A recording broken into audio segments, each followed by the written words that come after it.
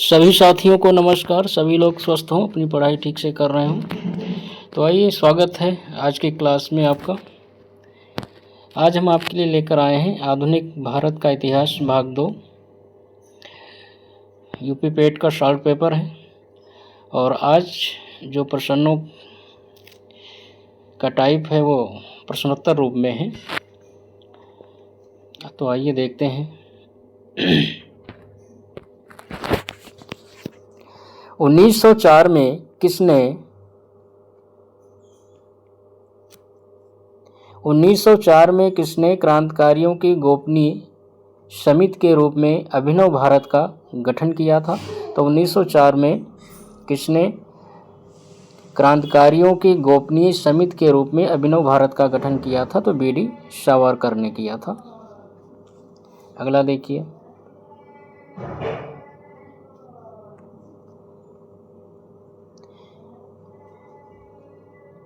महाराष्ट्र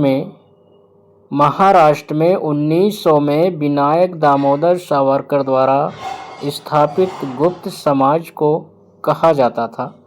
तो महाराष्ट्र में 1900 में विनायक दामोदर सावरकर द्वारा स्थापित गुप्त समाज को कहा जाता था। तो मित्र मेला कहा जाता था। तो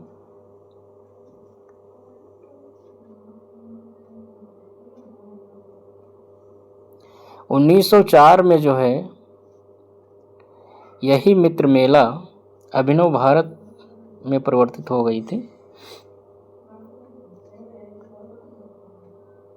तो मित्र मेला भी विनायक दामोदर सावरकर या बी.डी. सावरकर के द्वारा जो है स्थापित किया गया था। अगला देखिए। तीसरे प्रश्न में जो है इसमें मैचिंग से संबंधित है। तो इंडियन नेशनल आर्मी जो है ये सुभाष चंद्र बोस से संबंधित है। गदर पार्टी लाला हरदयाल से संबंधित है और मित्र मेला बी.डी. सावरकर से संबंधित है और होम रूलिंग जो है एनी बेसेंट से संबंधित है। तो होम रूलिंग की स्थापना एनी बेसेंट और बाल गंगाधर तिलक ने किया था। एनी बेसेंट की अलग थी और बाल गंगाधर तिलक की अलग थी। मित्र मेला ये बी.डी. सावरकर विनायक दामोदर सावरकर द्वारा स्थापित की गई थी। गदर पार्टी के संस्थापक लाला हरदयाल हैं और Indian national army Subhash Chandra Bose है। चौथा प्रश्न देखिए। 1908 ईस्वी में मुजफ्फरपुर में न्यायाधीश किंग्सफोर्ड की हत्या करने का प्रयास किसने किया था? तो 1908 ईस्वी में मुजफ्फरपुर में न्यायाधीश किंग्सफोर्ड की हत्या करने का प्रयास किसने किया था? तो हत्या करने का जो प्रयास है प्रफुल्ल चाकी और खुदीराम बोस ने किया था। अगला देखिए।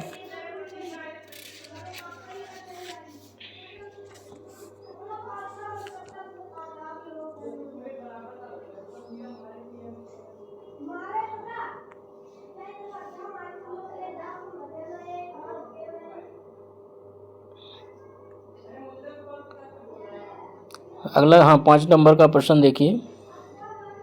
स्वतंत्रता सेनानियों भगत सिंह, सुखदेव, राजगुरु को कब फांसी की सज़ा दी गई थी?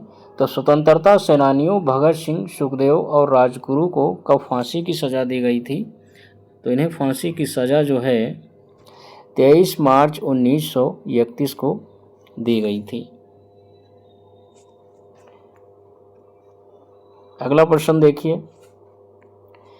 18 अप्रैल 1930 को चिट्टग्राम शस्त्रागार छापे की घटना का नेतृत्व किसने किया था, जिसमें क्रांतिकारियों ने डंपारा में स्थित पुलिस शस्त्रागार पर कब्जा कर लिया था? तो 18 अप्रैल 1930 को हुई चिट्टग्राम शस्त्रागार छापे की घटना का नेतृत्व किसने किया था, जिसमें क्रांतिकारियों ने डंपारा में स्थित पुलिस शस्त्रागार पर कब्जा कर लिया था? तो गणेश घोष ने किया था।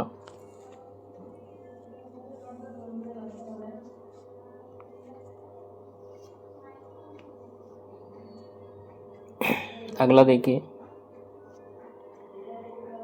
खुदीराम बोस को किस ब्रिटिश न्यायाधीश मजिस्ट्रेट की हत्या के प्रयास के लिए फांसी दी गई थी?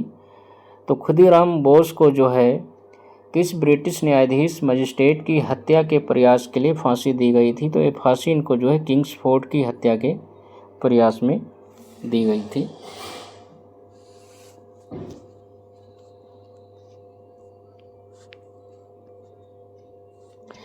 जब ये बम फेंका गया था किंग्सफोर्ड की हत्या में, जब बम फेंका गया तो किंग्सफोर्ड जो है ये अलग गाड़ी में बैठे थे और जो बम जो गिरा वो दूसरी गाड़ी पे गिरा था, जिसमें कैनेडी की पत्नी और पुत्री जो है ख़त्म हो गई थी।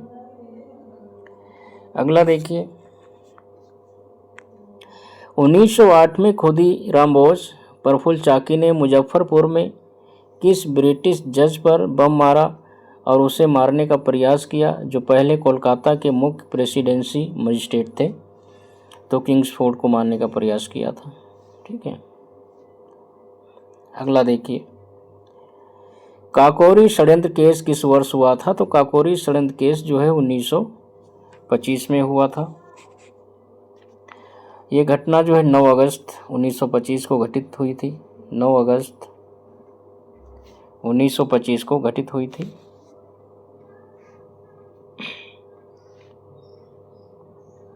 अगला देखिए, कौन क्रांतिकारी संगठन काकोरी षड्यंत्र केस में शामिल था? तो कौन सा क्रांतिकारी संगठन जो काकोरी षड्यंत्र केस में शामिल था? तो हिंदुस्तान रिपब्लिकन एसोसिएशन जो है संगठन जो है इस घटना को अंजाम दिया था।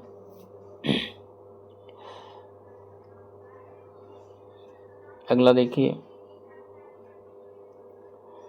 गदर आंदोलन के नेता कौन थे? तो गदर आंदोलन के नेता लाला हरदयाल थे।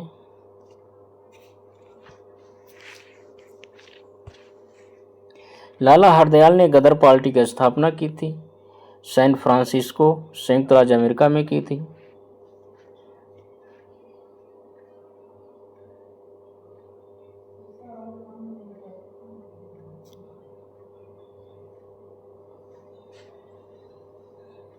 अगला देखिए, गदर क्रांति आरंभ होने का सबसे प्रमुख कारण क्या था? तो गदर क्रांति आरंभ होने का सबसे प्रमुख कारण क्या था? तो गदर क्रांति आरंभ होने का सबसे जो प्रमुख कारण था वह था विश्व युद्ध का आरंभ होना। क्या था? प्रथम विश्व युद्ध का आरंभ होना जो है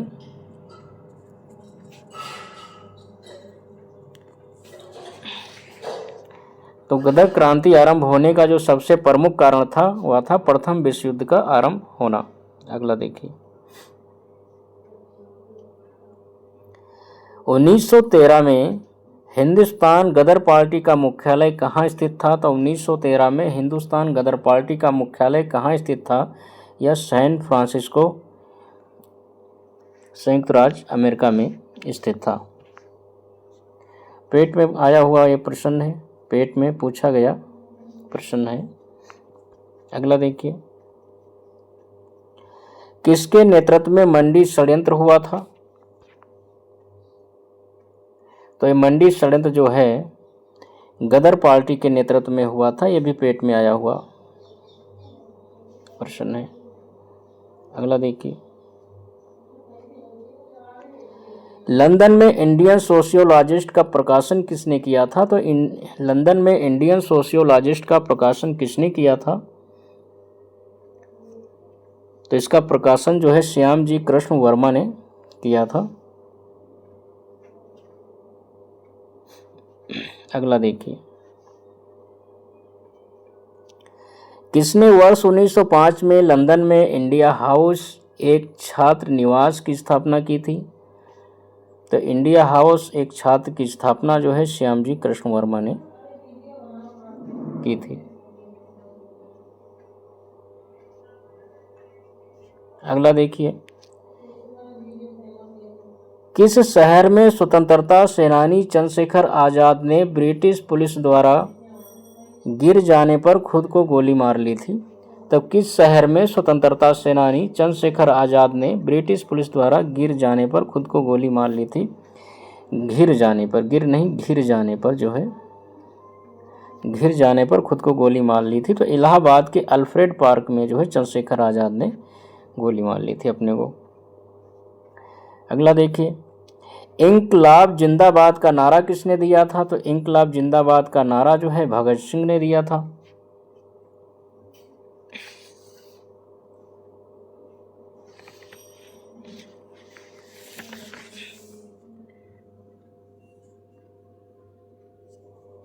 अगला देखिए, इंकलाब जिंदाबाद की रचना किसने की थी? तो इंकलाब जिंदाबाद की रचना जो है मौलाना हसरत मोहानी ने की थी।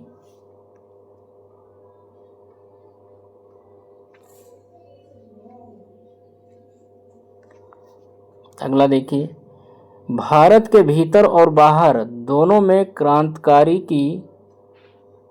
क्रांतिकारियों की सक्रिय भूमिका निभाने वाले एकमात्र भारतीय राजकुमार कौन थे? तो भारत के भीतर और बाहर दोनों में जो है क्रांतिकारी की सक्रिय भूमिका निभाने वाले एकमात्र राजकुमार जो थे वो थे राजा महेंद्र प्रताप थे। राजा महेंद्र प्रताप का जन्म जो है ये उत्तर प्रदेश में हुआ था। ये उत्तर प्रदेश में इनका जन्म हुआ था।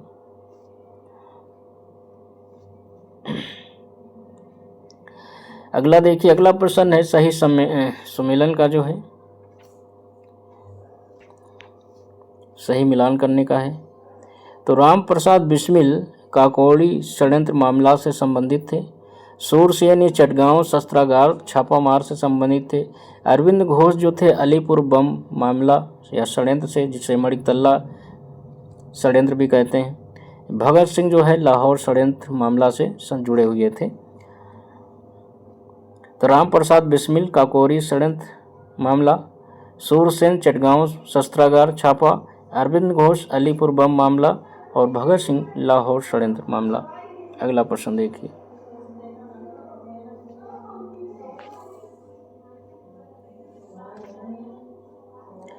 अपराधियों के रूप में नहीं बल्कि राजनीतिक बंदियों के रूप में इलाज की मांग करते हुए किस क्रांतिकारी की जेल में 63 दिन उपवास के बाद मृत्यु हो गई थी? तो किसकी हो गई थी? जतिन दास की हो गई थी। अगला देखिए, किस अधिनियम द्वारा ईस्ट इंडिया कंपनी ने चीन के साथ व्यापार का अपना एकाधिकार को खो दिया था? अपना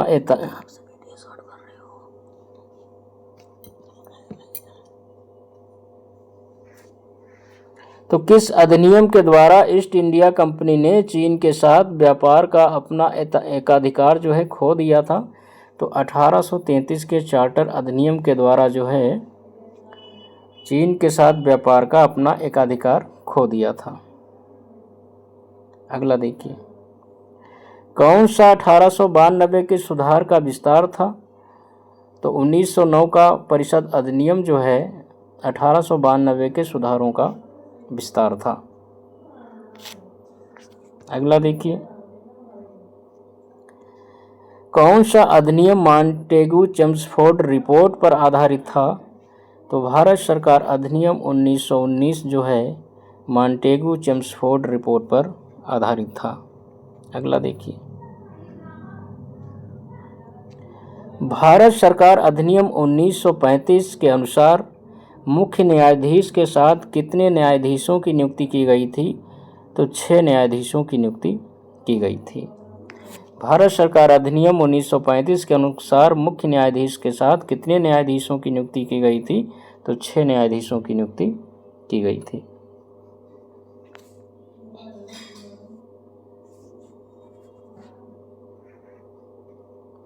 अगला देखिए, भारत सरकार अधिनियम 1935 के प्रावधानों में ब्रिटिश सरकार के अंतिम अधिकार का एक उदाहरण कौन सा था? तो भारत सरकार अधिनियम 1935 के प्रावधानों में ब्रिटिश सरकार के अंतिम अधिकार का एक उदाहरण कौन सा था? तो प्रांतीय सरकारों पर गवर्नर के विशेष शक्तियां, प्रांतीय सरकारों में गवर्नर की विशेष शक्तियां, ये जो है प्रावधान था।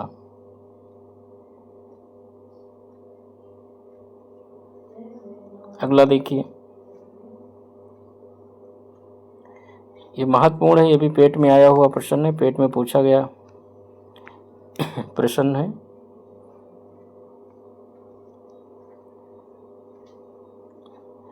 अगला देखिए, किस अधिनियम द्वारा वर्मा को भारत से अलग किया गया था? तो वर्मा को भारत से अलग किया गया था भारत सरकार अधिनियम 1935 के द्वारा।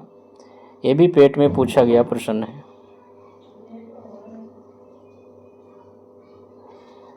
बर्मा को वर्तमान में किस नाम से जाना जाता है? तो बर्मा को वर्तमान में म्यांमार, है ना, म्यांमार के नाम से जाना जाता है। तो इसे 1935 के अधिनियम के द्वारा जो है 1937 में जो है अलग कर दिया गया था। अगला देखिए,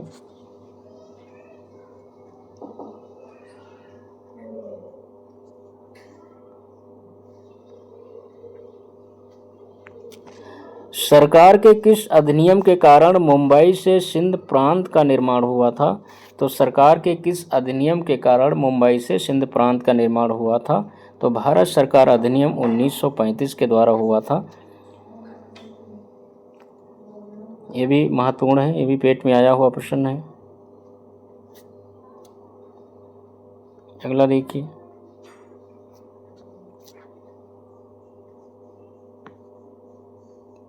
भारत सरकार अधिनियम 1935 भारत के लिए ब्रिटिश संसद द्वारा पारित सबसे लंबा अधिनियम था।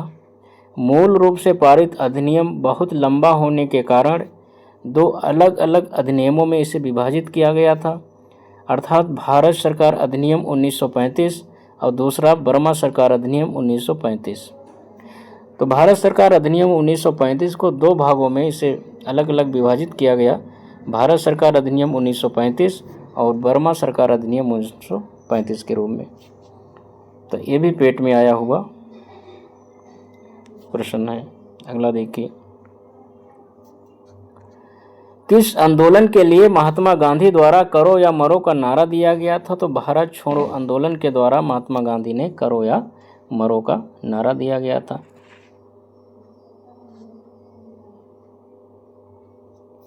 ये भी पूछा गया प्रश्न है, लोअर सब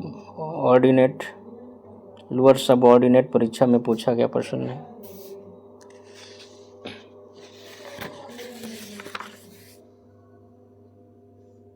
अगला देखिए, करो या मरो का नारा किसने दिया था? तो करो या मरो का नारा महात्मा गांधी ने भारत छोड़ो आंदोलन के दौरान दिया गया था। ये भी ग्राम विकास अधिकारी वीडियो में पूछा गया प्रश्न है। अगला देखिए, भारत छोड़ो आंदोलन या अगस्त आंदोलन 8 अगस्त 1942 को महात्मा गांधी द्वारा अखिल भारतीय कांग्रेस समिति के किस सत्र में चलाया गया एक आंदोलन था? तो ये मुंबई सत्र में, ठीक है, मुंबई सत्र में चलाया गया एक आंदोलन था।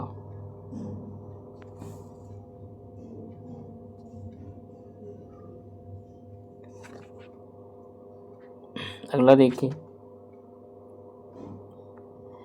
1942 में जब भारत छोड़ो प्रस्ताव पारित किया गया तब भारत का वायसराय कौन था? तो उस समय भारत का वायसराय लॉर्ड लिनलिथगो था। तो 1942 में जब भारत छोड़ो प्रस्ताव पारित किया गया तब भारत का वायसराय लॉर्ड लिनलिथगो था। अगला देखिए, कौन सी घटना की प्रक्रिया में भारत छोड़ो आंदोलन चलाया गया था? तो कौन सी घटना की प्रक्रिया में भारत छोड़ो आंदोलन चलाया गया था? तो क्रिप्स मिशन की विफलता। जब क्रिप्स मिशन विफल हो जाता है तो उसके बाद जो है भारत छोड़ो आंदोलन शुरू होता है। अगला देखिए, किसको लोक नायक के रूप में जाना जाता था? तो लोक नायक के रूप में जो है जयप्रकाश नारायण को जाना जाता था।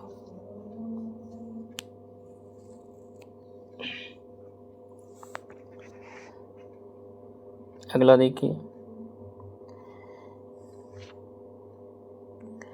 किस नेता को नेताजी कहा जाता था? तो नेताजी जो है सुभाष चंद्र बोस को कहा जाता है। अगला देखिए,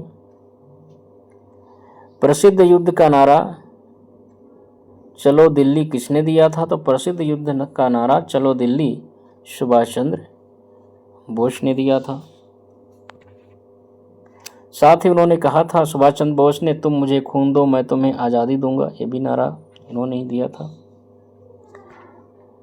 ये पेट में आया हुआ प्रश्न भी है। अगला देखिए, सुभाष चंद्र बोस को देश नायक किसने कहा था? सुभाष चंद्र बोस को देश नायक किसने कहा था? तो रविन्द्रनाथ टैगोर ने कहा था। ये लेखपाल मुख्य परीक्षा में पूछा गया प्रश्न है। लेखपाल मुख्य परीक्षा में पूछा गया प्रश्न है। अगला देखिए,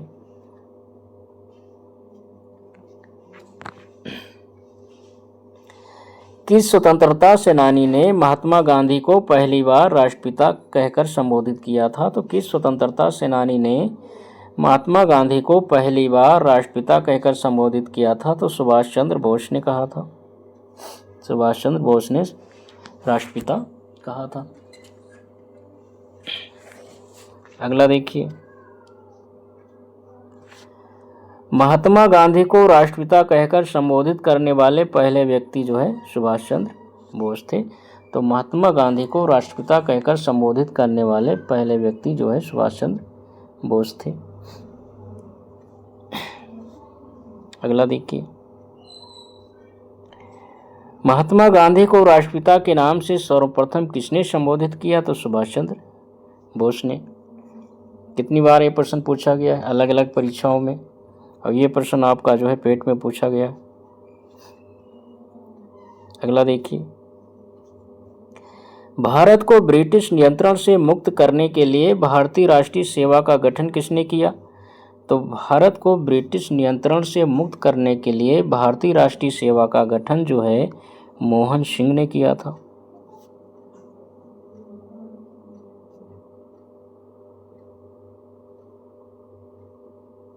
अगला देखिए,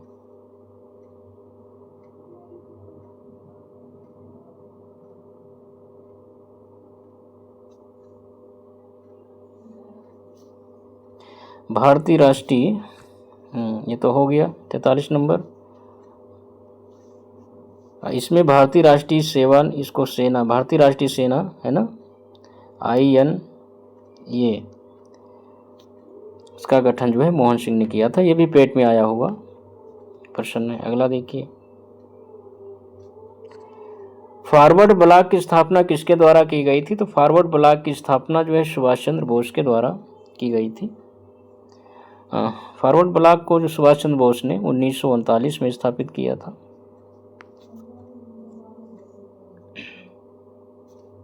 अगला देखिए,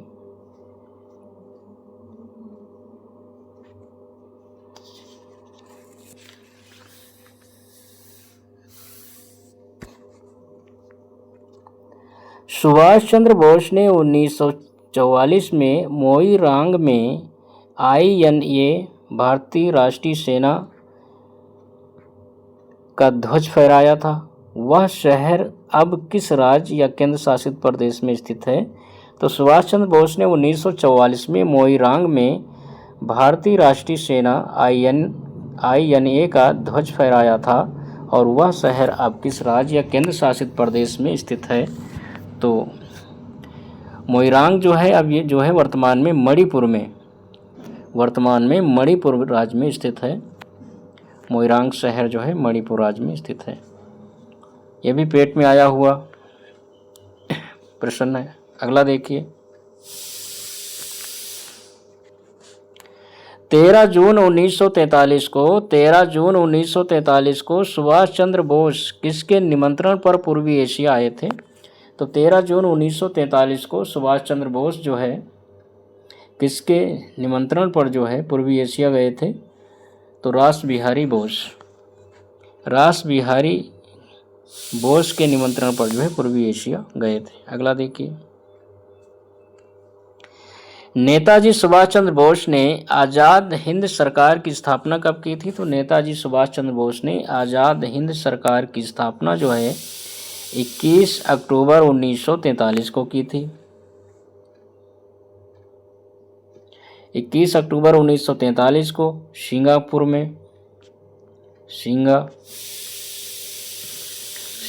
में की थी।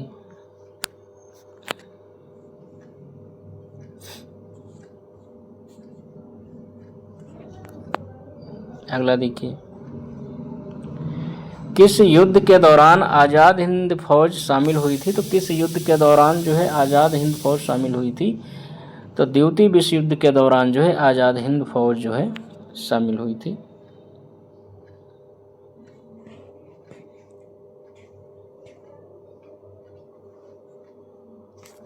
अगला देखिए,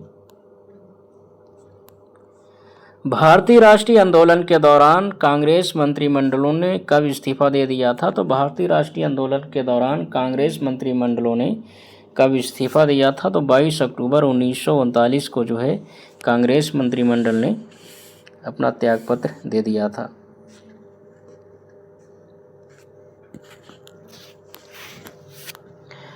भारत सरकार अधिनियम 1935 के तहत वर्ष 1937 में जो है चुनाव होता है और इस चुनाव में जो है कांग्रेस को 6 प्रांतों में बहुमत मिलता है। वहाँ सरकार अपनी बनाते हैं, 6 प्रांतों में सरकार बनाते हैं। 28 माह तक ही जो है अपना शासन करते हैं और उसके बाद जो है द्वितीय विश्व युद्ध शुरू हो जाता है। तो द्वितीय विश्व युद्ध में भारतीयों की बिना स्वीकृति के जो है भारतीयों को उसमें शामिल कर लिया जाता है और इसी के विरुद्ध जो है 22 अक्टूबर 1939 को जो है कांग्रेस ने जो है अपने मंत्रिमंडलों से त्यागपत्र दे दिया था। अगला देखिए, किसे शेर ए बलिया के नाम से जाना जाता है? तो शेर ए बलिया के नाम से जो है चित्तू पांडे को जाना जाता है। शेर ए बलिया जो है चित्तू पांडे को कहा जाता है। चित्तू पांडे भाई क्या था इन्होंने जिन्हें शेर ए बलिया कहा जाता है? तो वर्ष 1942 में भारत छोड़ो आंदोलन के दौरान इन्होंने बलिया में क्या किया था? एक समांतर सरकार स्थापित की थी। तो बलिया में समांतर सरकार की स्थापना जो है चित्तू पांडे ने की थी और इसीलिए इन्हें शेर ए बलिया कहा जाता है। अगला देखिए, 1942 में विंस्टन चर्चिल द्वारा गांधी जी और कांग्रेस के साथ समझौता करने का प्रयास कराने के लिए किसे भारत भेजा था? तो 1942 में विंस्टन चर्चिल द्वारा गांधी और कांग्रेस के साथ समझौता करने के लिए जो भारत आए थे वो थे सर स्टैनफोर्ड क्रिप्स जो है ये भारत आए थे और इनके नेतृत्व में एक मिशन भारत आया था।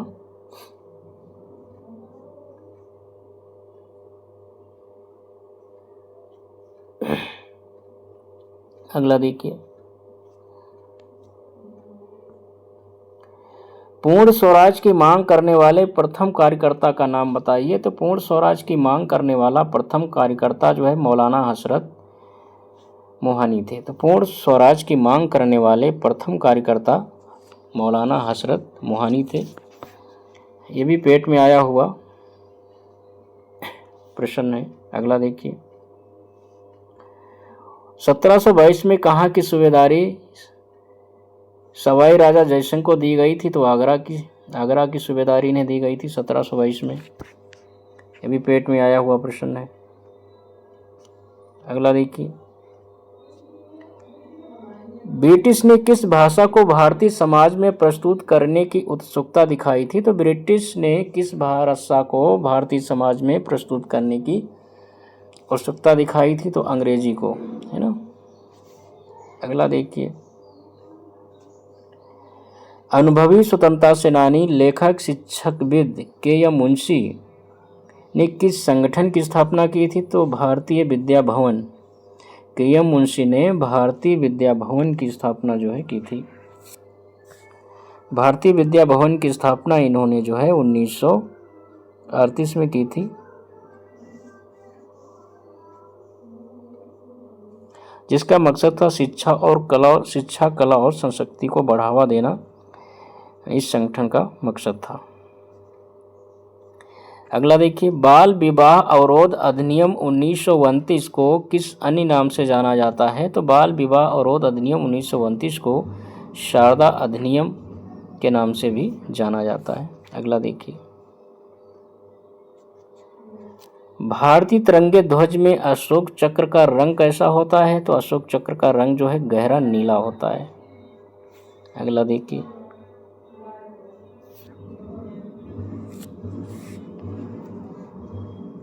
सर्वेंट ऑफ इंडिया सोसाइटी की स्थापना किसके द्वारा 1905 में कल्याणकारी कार्यों में विभिन्न जातियों और धर्म के भारतीयों को एकजुट करने और प्रशिक्षित करने के लिए की गई थी? तो सर्वेंट ऑफ इंडिया सोसाइटी की स्थापना 1905 में गोपाल कृष्ण गोखले के द्वारा की गई थी। अगला देखिए,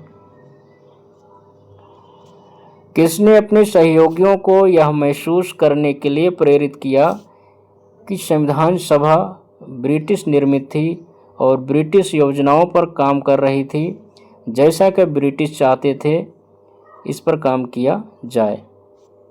तो किसने अपने सहयोगियों को जो है यह महसूस करने के लिए प्रेरित किया कि जो संविधान सभा है यह ब्रिटिश निर्मित थी और ब्रिटिश योजनाओं पर काम कर रही थी, जैसा कि ब्रिटिश चाहते थे? यह कहा था सोमनाथ लाहिड़ी ने। तो यह कथन जो है सोमनाथ लाहिड़ी का है, सोमनाथ लाहिड़ी ने कहा था।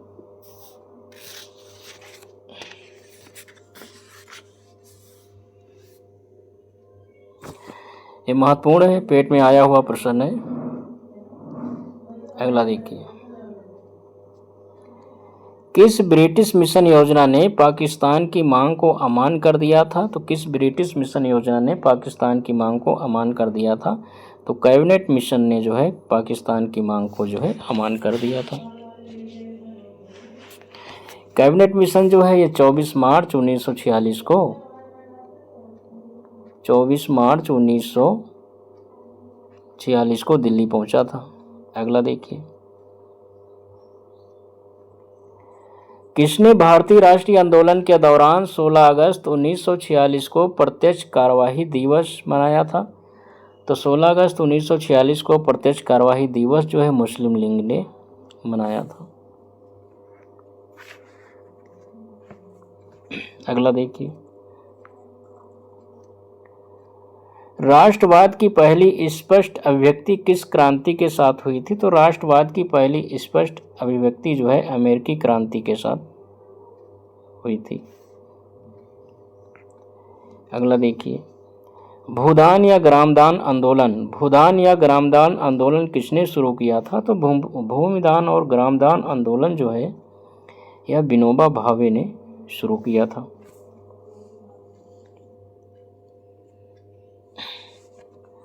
अगला देखिए,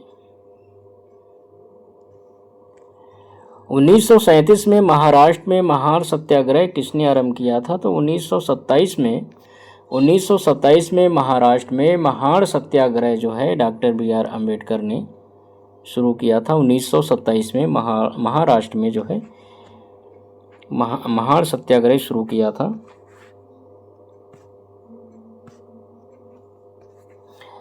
तो महार सत्याग्रह में क्या हुआ था? इसमें महार में एक तालाब स्थित था और उस तालाब से जो है महार में एक तालाब स्थित था, उस तालाब से जो है निम्न जाति के लोगों को पानी पीने का उपयोग करने के लिए जो है जाने के लिए था।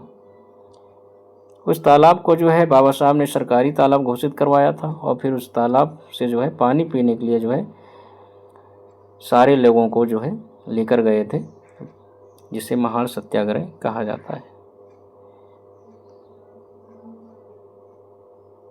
अगला देखिए, रविन्द्रनाथ टैगोर ने किस नरसंहार के विरोध में नाइटहुड की उपाधि को लौटा दिया था? तो रविन्द्रनाथ टैगोर ने किस नरसंहार के विरोध में नाइटहुड की उपाधि को लौटा दिया था? तो भाई जलियांवाला बाग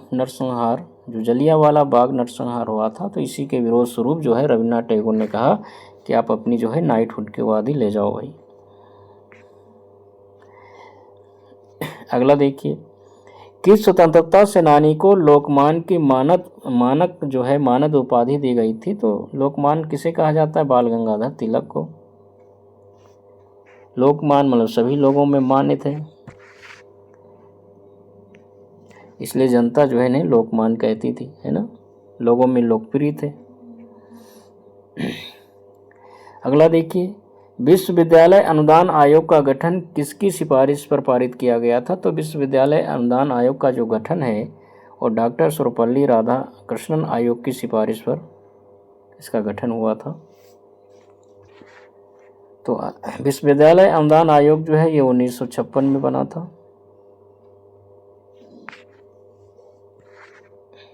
अगला देखिए, अलीगढ़ मुस्लिम विश्वविद्यालय की स्थापना किसने की थी? तो अलीगढ़ मुस्लिम विश्वविद्यालय की स्थापना सैयद अहमद खान ने की थी।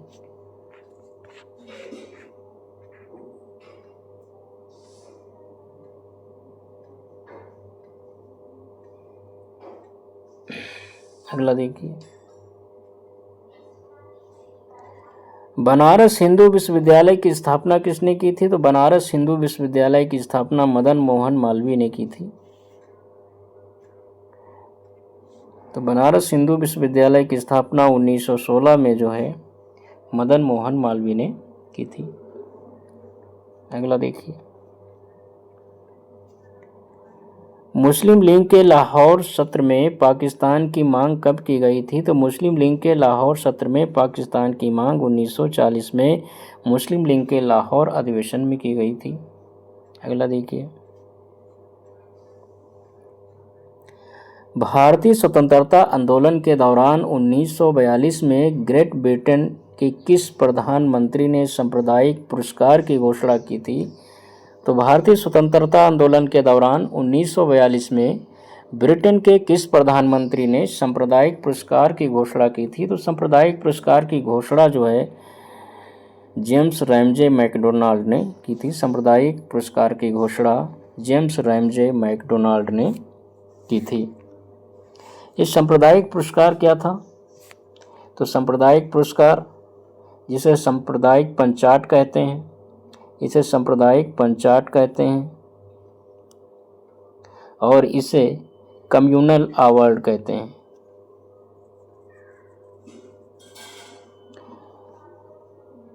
तो सांप्रदायिक पंचाट या कम्युनल अवार्ड में क्या किया गया था? इसमें जो है पृथक निर्वाचन पद्धति जिस प्रकार से मुसलमानों को, ईसाई और सिखों को दी गई थी, उसी प्रकार दलितों को भी पृथक मताधिकार की व्यवस्था जो है सांप्रदायिक पुरस्कार या सांप्रदायिक पंचाट या कम्युनल अवार्ड के द्वारा दी गई थी। अगला देखिए,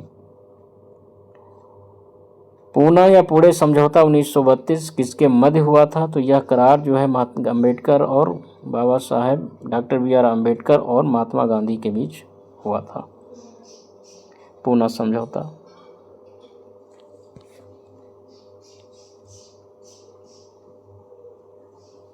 यह समझौता गांधी अम्बेडकर के बीच जो पूना समझौता है यह 24 सितंबर 1932 को हुआ था। 24 सितंबर 1932 को हुआ था।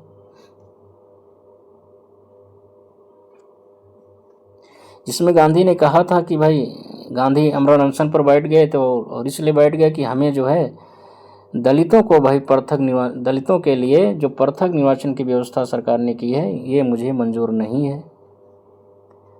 मुसलमानों के लिए इन्हें मंजूर थी, ईसाइयों के लिए इन्हें मंजूर थी, सिखों के लिए इन्हें मंजूर थी, लेकिन दलितों के लिए इन्हें मंजूर नहीं थी कि इन्हें जो है पृथक निर्वाचन की व्यवस्था इनको दी जाए। और इसीलिए जो है गांधी जी भूख हड़ताल पे बैठ गए, अमरण अनशन पे बैठ गए और फिर जो है 24 सितंबर 1932 को पुणे में एक समझौता हुआ बाबा साहब और गांधी के बीच, जिसे पूना समझौता कहा जाता है। तो इस समझौते के द्वारा जो दलितों के लिए जो पृथक निर्वाचन मंडल की व्यवस्था थी उसे समाप्त कर दिया गया था।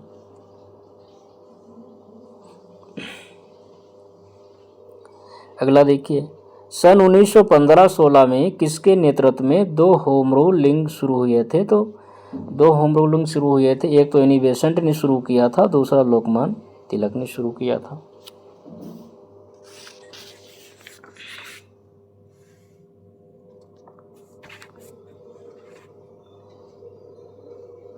लोकमान तिलक ने जो है, इन्होंने अपना इंडियन होम रूल जो है अप्रैल 1916 में शुरू किया था।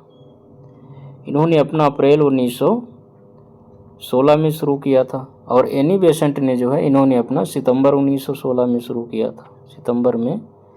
सितंबर 1916 में शुरू किया था।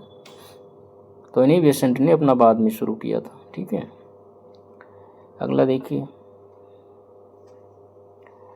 1866 में भारत के संदर्भ में चर्चा करने और भारतीय कल्याण को बढ़ावा देने के लिए ब्रिटिश सार्वजनिक अधिकारियों को प्रभावित करने के लिए लंदन में जो है ईस्ट इंडिया एसोसिएशन का आयोजन किया गया था। तो लंदन में ईस्ट इंडिया एसोसिएशन का आयोजन जो है दादा भाई नेहरू जी के द्वारा किया गया था 1866 में। अगला देखिए।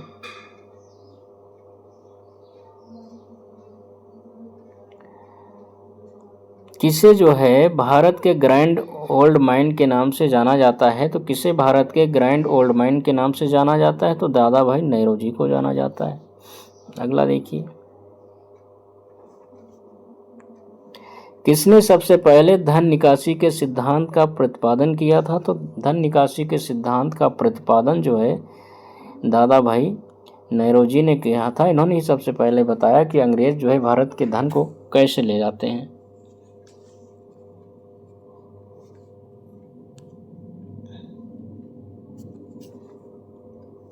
अगला देखिए। रास बिहारी बोस द्वारा भारतीय स्वतंत्रता लीग, तो रास बिहारी बोस द्वारा संगठित भारतीय स्वतंत्रता लीग किस संगठन का एक अग्रदूत था? तो ये था भारतीय राष्ट्रीय फौज, भारतीय राष्ट्रीय सेना का, ठीक है, एक अग्रदूत था। ये भी राजस्व निरीक्षक परीक्षा में पूछा गया प्रश्न है। अगला देखिए। भारत में राजनीतिक सुधारों के लिए आंदोलन शुरू करने वाले पहले नेता कौन थे? तो भारत में राजनीतिक सुधारों के लिए आंदोलन करने वाले पहले भारतीय नेता जो है राजा राम मोहन राय थे। राजनीतिक सुधारों के लिए आंदोलन करने वाले पहले भारतीय जो है राजा राम मोहन राय थे।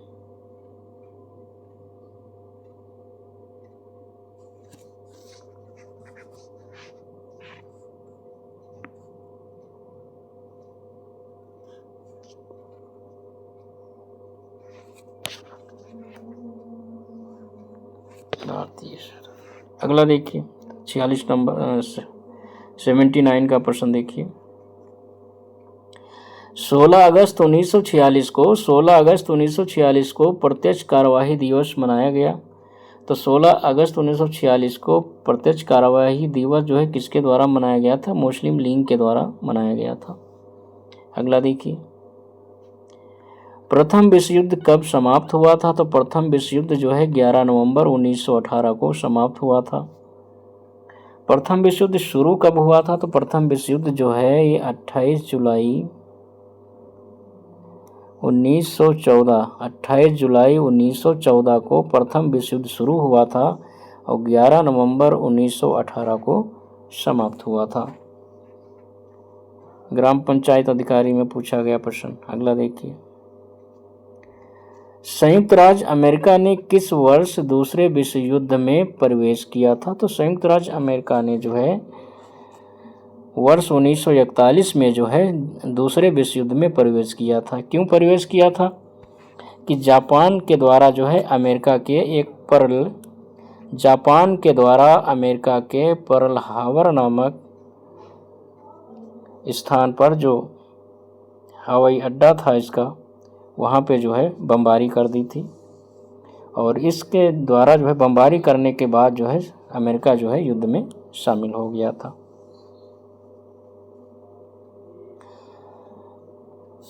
अमेरिका ने जो है जापान ने 1941 में संयुक्त राज्य अमेरिका के पर्ल हार्बर स्थान पर हवाई अड्डे पर जो है आक्रमण किया, बमबारी की। 41 में अमेरिका युद्ध में प्रवेश किया और 45 में जो है अमेरिका ने क्या किया? 45 में अमेरिका ने जापान के नागासाकी और हिरोशिमा पर परमाणु बम गिरा दिया। अगला देखिए, भारतीय सशस्त्र सेनाओं द्वारा पाकिस्तान से हाजी पीर की लड़ाई किस वर्ष लड़ी गई थी? तो भारतीय सशस्त्र सेनाओं द्वारा पाकिस्तान से हाजी पीर की जो लड़ाई है 1965 में लड़ी गई थी।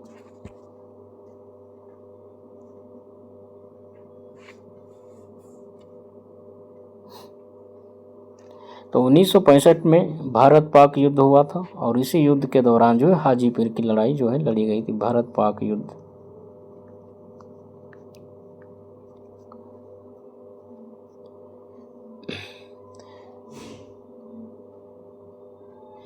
और 1965 में भारत पाक युद्ध हुआ था और इसके दौरान हाजी पीर की लड़ाई लड़ी गई थी और इस युद्ध की समाप्ति जो है 10 जनवरी 1966 को जो है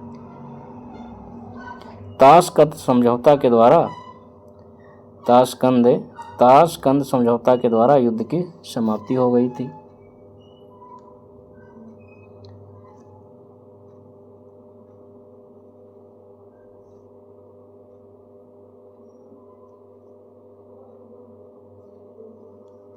अगला देखिए, नई दिल्ली का मुख्य वास्तुविद या डिजाइनर कौन था? तो नई दिल्ली का जो है मुख्य वास्तुविद या डिजाइनर जो है एडविन लुटियंस था।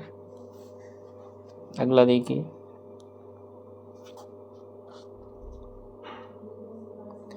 मोतीलाल तेजावत भारतीय राष्ट्रीय आंदोलन के दौरान एक प्रसिद्ध व्यक्ति थे। वह भारत के किस क्षेत्र से संबंधित थे? तो मोतीलाल तेजावत जो है ये राजस्थान क्षेत्र से संबंधित थे। पेट में आया हुआ प्रश्न है।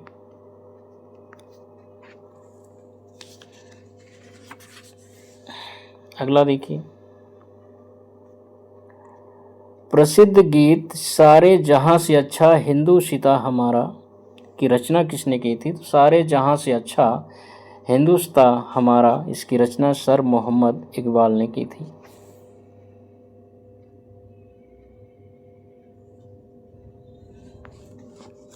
अगला देखिए,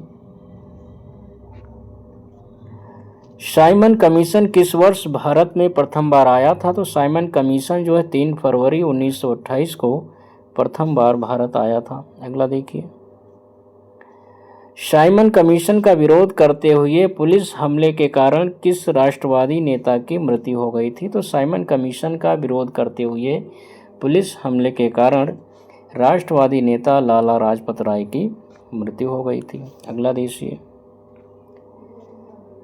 देशबंधु किसे कहा जाता था? देशबंधु चित्तरंजन दास को कहा जाता था। अगला देखिए, चित्तरंजन दास और मोतीलाल नेहरू ने परिषद राजनीति में वापसी पर बहस करने के लिए कांग्रेस के भीतर एक राजनीतिक दल का गठन किया था। वह राजनीतिक दल था स्वराज पार्टी।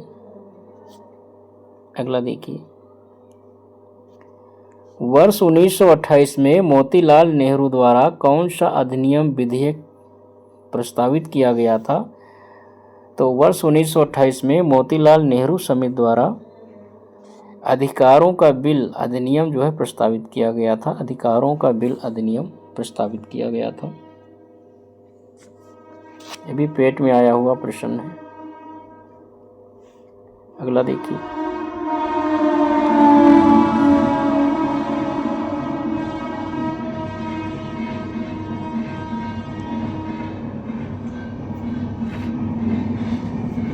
मैक मोहन रेखा है चीन के तिब्बती क्षेत्र और भारत के उत्तर पूर्वी क्षेत्र के बीच की सीमा रेखा है, जिसे ब्रिटिश औपनिवेशिक प्रशासन हेनरी मैकमोहन ने 1914 में किस संधि पत्र में प्रस्तावित किया था? तो मैकमोहन रेखा जो चीन और भारत के बीच एक सीमा रेखा है, जिसे जो है हेनरी मैकमोहन ने 1914 में एक संधि पत्र में प्रस्तावित किया था और वह संधि पत्र जो था शिमला संधि पत्र था। तो शिमला संधि पत्र के द्वारा जो है मैकमोहन ने जो है 1914 में इस रेखा को प्रस्तावित किया था। अगला देखिए,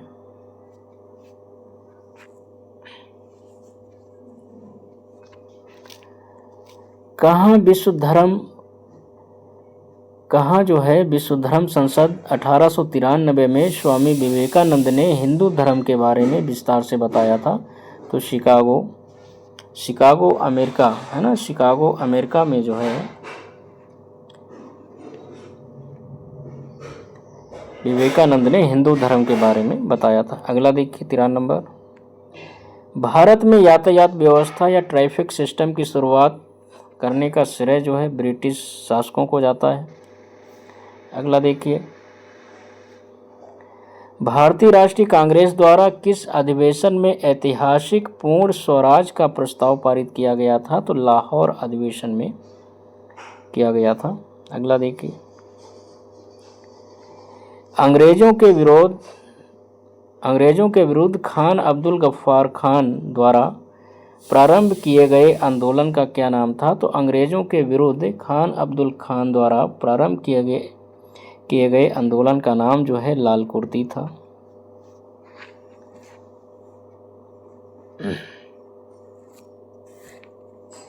अब्दुल गफ्फार खान ने खुदाई खिदमतगार नामक स्वयंसेवक संगठन बनाया था और इसके जो भी सदस्य थे ये लाल कुर्ती पहनते थे और इसीलिए इसे लाल कुर्ती के नाम से जाना जाता था। अगला देखिए, कौन खुदाई खिदमतगार का संस्थापक था जिसे बादशाह खान के नाम से भी जाना जाता था? तो खान अब्दुल गफ्फार खान थे। अगला देखिए,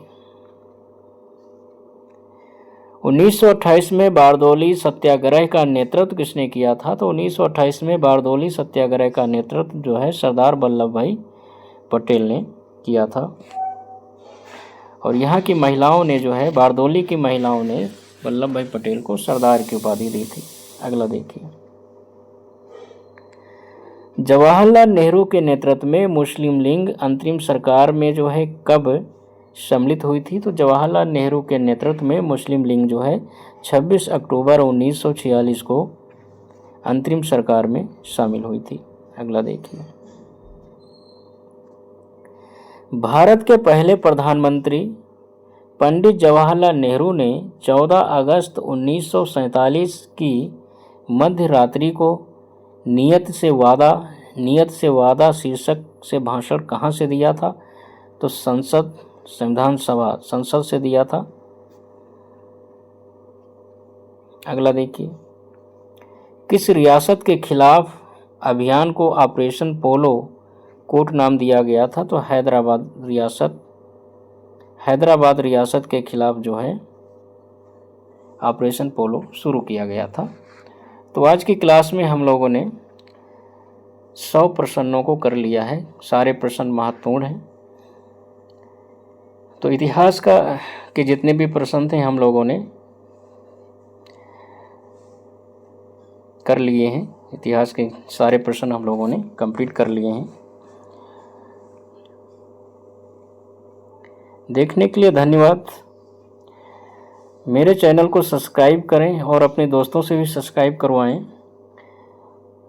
भाई हमें आपसे क्या चाहिए, बस आप एक सब्सक्राइब कर दीजिए। मैं इसके बदले में आपसे कुछ तो नहीं चाह रहा हूँ, बस आप सब्सक्राइब कर लीजिए। सब्सक्राइब करने में आपका क्या जाता है भाई, कोई पैसा तो खर्च नहीं हो रहा है। मेरी जितनी भी क्लासें हैं 26% ऐसे लोग हैं जो देखते हैं, 26% लोग ऐसे लोग देखते हैं जिन्होंने सब्सक्राइब कर रखा है। तो 26% लोग सब्सक्राइब करने वाले देखते हैं। 73 से 74% लोग जो हैं जो देख तो लेते हैं लेकिन सब्सक्राइब नहीं करते। अरे भाई सब्सक्राइब कर लो, इसमें कौन सा आपका पैसा खर्च हो रहा है। ठीक है, धन्यवाद देखने के लिए। मिलते हैं अगली क्लास में।